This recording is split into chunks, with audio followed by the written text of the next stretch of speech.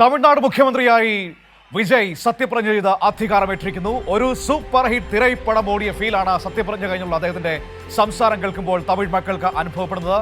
അത്രമേൽ ഗംഭീരം, അത്രമേൽ മാസം എന്ന് നമുക്ക് പറയാൻ കഴിയും.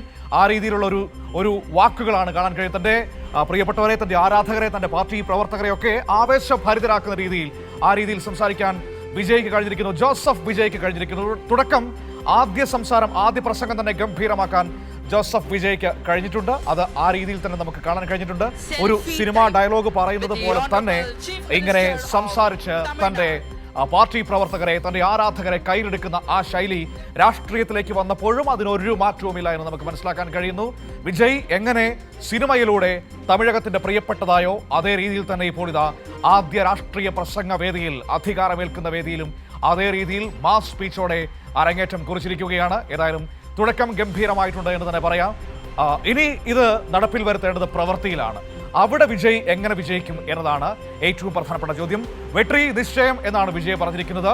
അതായത് വിജയം ഉറപ്പ്, കോൺഫിഡൻസോടെ എന്റെ കൂടെ നിൽക്കുമെന്നാണ് പിന്തുണച്ചവരോട് വിജയ് പറഞ്ഞിരിക്കുന്നത്. പിന്തുണച്ച എല്ലാവർക്കും നന്ദി പറയുന്നത് കണ്ടു. തമിഴകത്തെ എല്ലാവർക്കും നന്ദി പറയുന്നത് കണ്ടു. ഇതൊരു പുതിയ തുടക്കമാണ് എന്ന് പറയുന്നത് കണ്ടു. എന്നെ മകനെ പോലെ കരുതിയവർക്ക്, എന്നെ അണ്ണനെ പോലെ കരുതിയവർക്ക്, എന്നെ തമ്പിയെ പോലെ കരുതിയവർക്ക്, എന്നെ ഫ്രണ്ടായിട്ട് കരുതിയവർക്ക് എല്ലാവർക്കും ഞാൻ ഒപ്പം ഉണ്ടാകുമെന്ന് പറയുന്നു. സാധ്യമാകുന്നത് മാത്രമേ ചെയ്യുകയുള്ളൂ എന്ന് പറഞ്ഞു വെക്കുന്നു. അസാധ്യമായ കാര്യങ്ങൾ പറയില്ല. അപ്പോൾ അസാധ്യമായ കാര്യങ്ങൾ ഉണ്ടോ എന്ന് ചോദിച്ചപ്പോൾ അതിന് പറഞ്ഞ മറുപടി, നിങ്ങളെല്ലാവരും എൻ്റെ കൂടെ നിൽക്കുമ്പോൾ അസാധ്യമായത് എന്ത് എന്ന ഒരു മറു ചോദ്യമാണ് വിജയ് മുന്നോട്ട് വച്ചത്. അപ്പോൾ ആ രീതിയിൽ ഉള്ള ഒരു കാഴ്ചയാണ് നമുക്ക് കാണാൻ കഴിഞ്ഞത്. സത്യപ്രതിജ്ഞാ വേദി അക്ഷരാർത്ഥത്തിൽ വിജയുടെ ഒരു സൂപ്പർ ഹിറ്റ് പടം പോലെ കീഴടക്കി കളഞ്ഞിരിക്കുന്നു എന്ന് തന്നെയാണ് നമുക്ക് കാണാൻ കഴിയുന്നത്. ആ രീതിയിൽ നല്ലൊരു പ്രസംഗം, ഒരു മാസ് പ്രസംഗം അതിഗംഭീരമായി തന്നെ കാഴ്ചവച്ചിരിക്കുന്നു. ഇനി കാണേണ്ടത് ഈ പറഞ്ഞ കാര്യങ്ങളൊക്കെ അത് ഭരണത്തിൽ നടപ്പിൽ വരുത്താൻ കഴിയുമോ എന്നതാണ്. ഒരു പുതിയ മാറ്റത്തിന് തുടക്കം കുറിക്കുന്നുവെന്നാണ് സി ജോസഫ് വിജയ് ഇന്ന് സത്യപ്രതിജ്ഞാ വേദിയിൽ മുഖ്യമന്ത്രിയായി അധികാരമേറ്റുകൊണ്ട് തമിഴ്നാട്ടിലെ ജനങ്ങളോട് പറഞ്ഞിരിക്കുന്നത്. 8 കോടി മനുഷ്യരും എൻ്റെ മനുഷ്യരാണ് എന്ന് പറഞ്ഞു വയ്ക്കുകയായിരുന്നു വിജയ്. അതിനനുസരിച്ച് അതിൽ രാഷ്ട്രീയ ഭേദങ്ങളുണ്ടാവില്ല, കക്ഷി ഭേദങ്ങളുണ്ടാകില്ല എന്ന് പറഞ്ഞു വെക്കുന്നു. എല്ലാ ഇടങ്ങളിലും വലിയ ഇടപെടലുകൾ വേണം. അതിപ്പോൾ ആരോഗ്യമായിക്കോട്ടെ, വിദ്യാഭ്യാസമായിക്കോട്ടെ, ഗതാഗതമായിക്കോട്ടെ, മറ്റു കുടിവെള്ളത്തിൻ്റെ ജലത്തിൻ്റെ മേഖലയായിക്കോട്ടെ, എല്ലായിടങ്ങളിലും ഇടപെടലുകൾ ഉണ്ടാകും എന്ന് പറഞ്ഞു വെക്കുകയായിരുന്നു. ആ രീതിയിൽ ഒരു മാസ് തട്ടുപൊളിപ്പൻ സിനിമാ ഫീലിൽ വിജയ് സത്യപ്രതിജ്ഞ ചെയ്ത് അധികാരമേറ്റിരിക്കുന്നു. CPIM നേതാക്കൾക്ക് നന്ദി പറഞ്ഞിരിക്കുന്നു. ജനറൽ സെക്രട്ടറി MA ബേബി, ഒപ്പം തന്നെ സംസ്ഥാന സെക്രട്ടറി ഷൺമുഖം അടക്കമുള്ളവർക്ക് നന്ദി പറഞ്ഞുകൊണ്ട്, ഒപ്പം തന്നെ പോളിറ്റ് ബ്യൂറോ അംഗം ബാലകൃഷ്ണൻ അടക്കമുള്ളവർക്ക് നന്ദി പറഞ്ഞുകൊണ്ട്, കോൺഗ്രസ് നേതാക്കൾക്ക് നന്ദി പറഞ്ഞുകൊണ്ട്, VCK നേതാക്കൾക്ക് നന്ദി പറഞ്ഞുകൊണ്ടാണ്, CPI നേതാക്കൾക്ക് നന്ദി പറഞ്ഞുകൊണ്ടാണ്, D രാജയും ഒപ്പം തന്നെ വീരപാണ്ഡ്യൻ അടക്കമുള്ള CPI നേതാക്കൾക്കും നന്ദി പറഞ്ഞുകൊണ്ട് വിജയ് അധികാരമേറ്റിരിക്കുന്നു. ഇനി വിജയുടെ ഭരണകാലമാണ്, വിജയ് സർക്കാർ ഇനി തമിഴ്നാട്ടിൽ. പക്ഷേ വെല്ലുവിളികൾ ഏറെയാണ് വിജയ്ക്ക് മുൻപിൽ. ഈ പ്രസംഗമല്ല ഭരണമെന്നത് നമുക്കറിയാം. ഈ പറഞ്ഞ കാര്യങ്ങൾ അത് അതേപടി നടപ്പിലാക്കി കഴിഞ്ഞാൽ വിജയെ തമിഴകം കൂടുതൽ അംഗീകരിക്കുമെന്നതിൽ സംശയം വേണ്ട. ഇപ്പോൾ കിട്ടിയിരിക്കുന്ന സിനിമാ താരമെന്ന ആ ഒരു സ്നേഹത്തിന്റെ പുറത്ത് തന്നെയാണ് അദ്ദേഹം അധികാരത്തിലേക്ക് വന്നിരിക്കുന്നത്. പക്ഷേ അവിടെ നിന്ന് രാഷ്ട്രീയത്തിലേക്ക്, അധികാരത്തിലേക്ക് എത്തുമ്പോൾ ഭരണത്തെ എങ്ങനെ കൊണ്ടുപോകും എന്നതിനെ ആശ്രയിച്ചിരിക്കും ആ സർക്കാരിന്റെ യാത്ര. അതിൽ സംശയമൊന്നുമില്ല. ഏതായാലും നമുക്ക് കാത്തിരിക്കാം വരും കാലങ്ങളിൽ വിജയ് എങ്ങനെ തമിഴ്നാട്ടിനെ നയിക്കുമെന്നറിയാനായി. വാചകങ്ങൾക്കപ്പുറത്തേക്ക് അത് പ്രാവർത്തികമാക്കാനുള്ള ഇച്ഛാശക്തി വിജയ് എങ്ങനെ യാഥാർത്ഥ്യമാക്കും എന്ന് കാത്തിരിക്കാം. വെല്ലുവിളികൾ ഒരുപാടുണ്ട് തമിഴ്നാടിന് മുൻപിൽ, അത് സ്വാഭാവികമാണ്. വിജയ് പറഞ്ഞ ഒരു വാചകം ഇതിനിടയിൽ ഇപ്പോൾ തന്നെ നമുക്ക് കാണാൻ കഴിയും. അത് ഈ ഛിദ്രശക്തികളുമായി ഒരു കാരണവശാലും അടുക്കില്ല എന്ന് എന്നൊരു സൂചന കൂടി വളരെ ഭംഗിയായിട്ട് തന്നെ പറഞ്ഞു വെച്ചിട്ടുണ്ട്. അപ്പോൾ സ്വാഭാവികമായും കേന്ദ്ര സർക്കാരിൻ്റെ വലിയ എതിർപ്പുകൾ ഇപ്പോഴത്തെ തമിഴ്നാട് സർക്കാർ നേരിട്ടതുപോലെ തന്നെ നേരിടേണ്ടി വരുമോ, അതോ ഒത്തുതീർപ്പുകൾ ഉണ്ടാകുമോ? അങ്ങനെ ഒരുപാട് വിഷയങ്ങളുണ്ട്. അപ്പോൾ അതൊക്കെ കാത്തിരുന്ന് കാണേണ്ടതാണ്. ഫെമിന കൂടി ചേരുകയാണ്. ഫെമിന, അതിഗംഭീരമായി തന്നെ വിജയുടെ ഒരു സിനിമ കാണുന്ന ഫീൽഡിലാണ് ഈ സത്യപ്രതിജ്ഞ ചടങ്ങ് നമുക്ക് കാണാൻ കഴിഞ്ഞത്. മാസ് ഡയലോഗുകളും ഒക്കെയായി തന്റെ ആരാധകരെ, തന്റെ പാർട്ടി പ്രവർത്തകരെ കയ്യിലെടുക്കാൻ ആദ്യ മിനിറ്റിൽ തന്നെ സത്യപ്രതിജ്ഞാ വേദിയിൽ വിജയ്ക്ക് കഴിഞ്ഞിരിക്കുന്നു. ഒരു പുതിയ തുടക്കമെന്ന് പറഞ്ഞുകൊണ്ട് അധികാരത്തിലേക്കുള്ള യാത്ര തുടങ്ങുകയാണ് തമിഴ്നാട് മുഖ്യമന്ത്രി ജോസഫ് വിജയ്. തുടങ്ങിയത് മുതൽ ഒരു സിനിമ കാണുന്നത് പോലെയായിരുന്നു വിജയുടെ ഓരോ വാക്കും. ഇതിനു മുൻപ് നമ്മൾ പല മുഖ്യമന്ത്രിമാരും സത്യപ്രതിജ്ഞ ചെയ്യുന്നത് കണ്ടിട്ടുണ്ട്. പക്ഷെ ഒരു സിനിമാ സ്റ്റൈലിൽ ഓരോ വാചകവും ഒച്ച ഉയർത്തി പറഞ്ഞുകൊണ്ട് ആയിരുന്നു വിജയുടെ സത്യപ്രതിജ്ഞാ ചടങ്ങ് എന്ന് പറയുന്നത്. അതിനുശേഷം ഇപ്പോൾ വിജയ് ഒരു പ്രസംഗം തമിഴ്നാട്ടിലെ ജനങ്ങളെ അഭിസംബോധന ചെയ്തുകൊണ്ട് ഒരു പ്രസംഗം നടത്തിയിരിക്കുകയാണ്. ഇതൊരു പുതിയ തുടക്കമാണ്. മതേതരത്വവും സാമൂഹ്യ നീതിയും ഉയർത്തിപ്പിടിച്ചുകൊണ്ടുള്ള തമിഴ്നാടിന്റെ ഒരു പുതിയ തുടക്കത്തിനാണ് താൻ ഇതിൽ സത്യപ്രതിജ്ഞ ചെയ്ത് അധികാരമേൽക്കുന്നതിലൂടെ ആരംഭിക്കുന്നത് എന്നാണ് വിജയ് ആമുഖമെന്നോണം പറഞ്ഞിരിക്കുന്നത്. വിജയോടൊപ്പം 9 മന്ത്രിമാരാണ് ഇപ്പോൾ തമിഴ്നാട്ടിൽ സത്യപ്രതിജ്ഞ ചെയ്ത് അധികാരമേറ്റിരിക്കുന്നത്. സത്യപ്രതിജ്ഞാ ചടങ്ങിൽ രാഹുൽ ഗാന്ധി അടക്കമുള്ള നേതാക്കൾ പങ്കെടുത്തിരുന്നു. വിജയ് ഇപ്പോൾ അഭിസംബോധന ചെയ്ത് നടത്തിയ പ്രസംഗത്തിൽ CPIM നേതാക്കളുടെ അടക്കം പേരെടുത്തുകൊണ്ട് പറഞ്ഞ തനിക്ക് പിന്തുണ നൽകിയ നേതാക്കൾക്ക് നന്ദി പറയുകയായിരുന്നു. CPM general secretary MA baby, അതുപോലെ തന്നെ തമിഴ്നാട്ടിലെ CPM നേതാക്കൾ, അവരുടെ എല്ലാം പേരെടുത്ത് പറഞ്ഞുകൊണ്ട് നന്ദി പറഞ്ഞുകൊണ്ടായിരുന്നു വിജയുടെ പ്രസംഗം.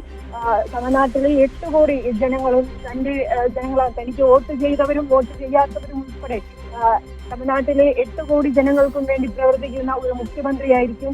അഴിമതിയെ വെച്ചുപുറപ്പിക്കില്ല എന്നും അത് തന്റെ മന്ത്രിസഭയിലെ അധികാരം കിട്ടിയെന്ന് വെച്ചുകൊണ്ട് അഴിമതി കാണിച്ചുള്ളത് വെച്ചുപുറപ്പിക്കില്ല എന്ന് തുടങ്ങിയിട്ടുള്ള മാസ് ഡയലോഗുകൾ, സിനിമയിൽ നമ്മൾ ഒരു നായകൻ പറയുന്നത് പോലെയുള്ള മാസ് ഡയലോഗുകൾ പറഞ്ഞുകൊണ്ടാണ് വിജയ് ഇപ്പോൾ തമിഴ്നാട്ടിലെ ജനങ്ങളെ അഭിസംബോധന ചെയ്തിരിക്കുന്നത്. ആദ്യത്തെ പ്രഖ്യാപനം എന്നോണം ഇപ്പോൾ TVK മന്ത്രിസഭയുടെ ആദ്യ പ്രഖ്യാപനമായി വന്നിരിക്കുന്നത് 200 യൂണിറ്റ് വൈദ്യുതി സൗജന്യമായി ഓരോ മാസവും നൽകും. അതുപോലെ തന്നെ സ്ത്രീകൾക്ക് സൗജന്യ യാത്ര, എല്ലാ ജില്ലകളിലും ലഹരി വിരുദ്ധ സ്ക്വാഡ് എന്നീ 3 പ്രധാനപ്പെട്ട ഒരു കാര്യങ്ങളാണ് വിജയുടെ ഗവൺമെന്റ് ആദ്യമായിട്ട് പ്രഖ്യാപനമായിട്ട് ഇപ്പോൾ വന്നിരിക്കുന്നത്. 200 യൂണിറ്റ് വൈദ്യുതി ഓരോ മാസം തോറും സൗജന്യമായി നൽകും. അതുപോലെ തന്നെ സ്ത്രീകൾക്ക് സൗജന്യ യാത്രയ്ക്ക് വേണ്ട സംവിധാനങ്ങൾ ചെയ്യും. അതുപോലെ തന്നെ എല്ലാ ജില്ലകളിലും ലഹരി വിരുദ്ധ സ്ക്വാഡ്. ഇതാണ് വിജയ് ഗവൺമെന്റിന്റെ TVK ഗവൺമെന്റിന്റെ ആദ്യത്തെ പ്രഖ്യാപനം. എന്തായാലും തമിഴ്നാടിന്റെ മുഖ്യമന്ത്രിയായി അബ്രഭായിൽ നിന്ന് നായകനായി നമ്മൾ കണ്ട വിജയ് ഇപ്പോൾ തമിഴ്നാടിന്റെ മുഖ്യമന്ത്രിയായി സത്യപ്രതിജ്ഞ ചെയ്തിരിക്കുകയാണ്. CPIMന്റെയും CPIയുടെയും തുടങ്ങിയ ഇടതുപാർട്ടികളുടെ പിന്തുണയോടുകൂടിയാണ് വിജയ് ഇപ്പോൾ കേവല ഭൂരിപക്ഷമായിട്ടുള്ള 118 എന്ന് പറയുന്ന മാജിക് നമ്പർ കടന്നുകൊണ്ട് ഗവർണർ പലതരത്തിൽ ഈ സത്യപ്രതിജ്ഞാ ചടങ്ങ് നീട്ടാൻ ശ്രമിച്ചു. 4 തവണയാണ് വിജയ് ലോക്ഡൌണിലെത്തി ഗവർണറെ കണ്ടത്. മുമ്പെങ്ങുമില്ലാത്ത വിധം അസാധാരണമായിട്ടുള്ള നീക്കങ്ങൾ ഗവർണറുടെ ഭാഗത്തു നിന്നുണ്ടായി. എല്ലാത്തിനെയും അതിജീവിച്ചുകൊണ്ട് ഇടതുപാർട്ടികളുടെ പിന്തുണയോടുകൂടി വിജയ് ഇപ്പോൾ മുഖ്യമന്ത്രിയായി സത്യപ്രതിജ്ഞ ചെയ്തിരിക്കുകയാണ്. വിജയുടെ കൂടെ 9 മന്ത്രിമാരാണ് സത്യപ്രതിജ്ഞ ചെയ്തിട്ടുള്ളത്. എന്തായാലും തമിഴ്നാട് രാഷ്ട്രീയത്തെ സംബന്ധിച്ചിടത്തോളം പ്രധാനപ്പെട്ട ദിവസമാണിത്. ഒരുപക്ഷെ 6 പതിറ്റാണ്ടുകൾക്ക് ശേഷം ഒരു ദ്രാവിഡ ഘടകത്തിന്റെ ഭാഗമല്ലാത്ത ഒരാൾ സത്യപ്രതിജ്ഞ ചെയ്യുന്നു എന്ന പ്രത്യേകതയുണ്ട്. MGRന് ശേഷം ചലച്ചിത്ര മേഖലയിൽ നിന്ന് പ്രധാനപ്പെട്ട സൂപ്പർ താരം തമിഴ്നാട്ടിൽ മുഖ്യമന്ത്രിയായി സത്യപ്രതിജ്ഞ ചെയ്യുന്നു എന്ന പ്രത്യേകതയുണ്ട്. ഇപ്പോൾ വിജയ് തമിഴ്നാടിന്റെ മുഖ്യമന്ത്രിയായിരിക്കുന്നു. ഇവിടെ ആദ്യവേദിയിൽ തന്നെ രാഷ്ട്രീയം പറയാനും വിജയം അടിച്ചിട്ടില്ല. കാരണം MK സ്റ്റാലിനെതിരെ, ആ സർക്കാരിനെതിരെ വിമർശനങ്ങൾ മുന്നോട്ട് വെച്ചിട്ടുണ്ട്. 10 ലക്ഷം കോടിയുടെ കടമുണ്ട് എന്നടക്കമുള്ള കാര്യങ്ങളൊക്കെ പറഞ്ഞിട്ടുണ്ട്. പക്ഷേ ഇവിടെ മനസ്സിലാക്കേണ്ട ഒരു കാര്യം, കേന്ദ്ര സർക്കാർ വല്ലാതെ സാമ്പത്തികമായി സംസ്ഥാനങ്ങളെ വീർപ്പുമുട്ടിക്കുന്ന, അവരുടെ അധികാരങ്ങൾ കവർന്നെടുക്കുന്ന ഒരു കാലഘട്ടത്തിലൂടെയാണ് കടന്നുപോകുന്നത്.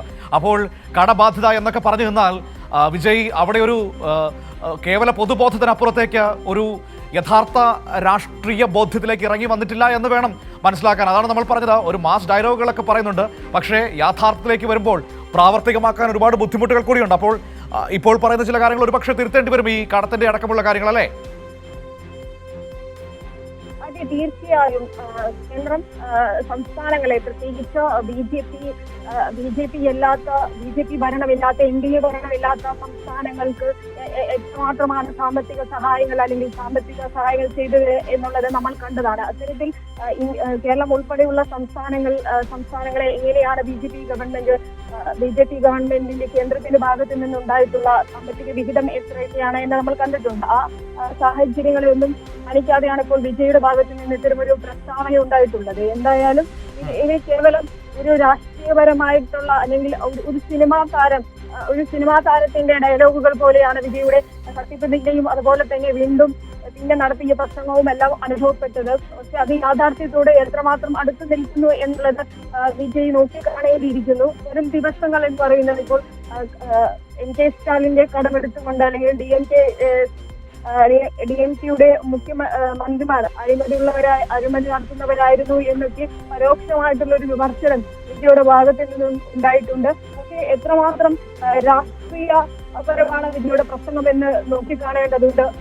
അല്ല, അത് സ്വാഭാവികമാണ് ഫെമിന. അത് സ്വാഭാവികമാണ്. കാരണം തന്റെ സത്യപ്രതിജ്ഞാ വേദിയിൽ സ്വാഭാവികമായിട്ട് തന്റെ പൊളിറ്റിക്കൽ എതിരാളികളായ ആളുകൾക്കെതിരെ ആ രീതിയിലുള്ള രാഷ്ട്രീയ പരാമർശങ്ങൾ വരുന്നത് സ്വാഭാവികം മാത്രമാണ്. പക്ഷെ നമ്മൾ കാത്തിരിക്കുന്ന ഇതൊന്നും വേണ്ടിയല്ല. ഇപ്പോൾ ആദ്യ പ്രഖ്യാപനങ്ങളും കൊള്ളാം, ആദ്യം കാണുമ്പോൾ നമുക്കത് ഗംഭീരമാണ് എന്ന് തോന്നും. ആ രീതിയിൽ തന്നെയാണ് പ്രഖ്യാപിച്ചിരിക്കുന്നതും. പക്ഷേ 5 വർഷം എന്ന് പറയുന്നൊരു വലിയ കാലയളവുണ്ട്. ഈ പറയുന്ന എല്ലാ പ്രതിസന്ധികളെയും മറികടന്നുകൊണ്ട് മുന്നോട്ട് പോകണം. 119 എന്ന സംഖ്യയിലാണ് ഭൂരിപക്ഷം എത്തി നിൽക്കുന്നത്. അത് ഉറപ്പിച്ചു നിർത്തേണ്ട കാര്യങ്ങളുണ്ട്. തെറ്റായ തീരുമാനങ്ങളിലേക്ക് ഒരിക്കലും പോകാത്ത രീതിയിൽ കാര്യങ്ങൾ മുന്നോട്ട് കൊണ്ടുപോകേണ്ടതുണ്ട്. BJP അനുകൂലിക്കാതിരിക്കുന്ന സാഹചര്യത്തിൽ സ്വാഭാവികമായും കേന്ദ്ര സർക്കാരിൽ നിന്ന് വലിയ എതിർപ്പുകൾ പലതരത്തിൽ ഇപ്പോൾ തന്നെ ഗവർണറെ വെച്ചുള്ള കളികളൊക്കെ കണ്ടതാണല്ലോ. അപ്പോൾ അതിനെയൊക്കെ മറികടന്നുകൊണ്ട് എങ്ങനെ പോകാൻ കഴിയും? അതിനൊരു രാഷ്ട്രീയക്കാരന്റെ മെയ്വഴക്കമുണ്ടോ, കൈത്തഴക്കമുണ്ടോ എന്നതടക്കമുള്ള കാര്യങ്ങൾ വിജയ് തെളിയിക്കേണ്ടിയിരിക്കുന്നു. ഏതായാലും തുടക്കം ഗംഭീരമാക്കിയിരിക്കുന്നു, അത് സംശയമില്ല.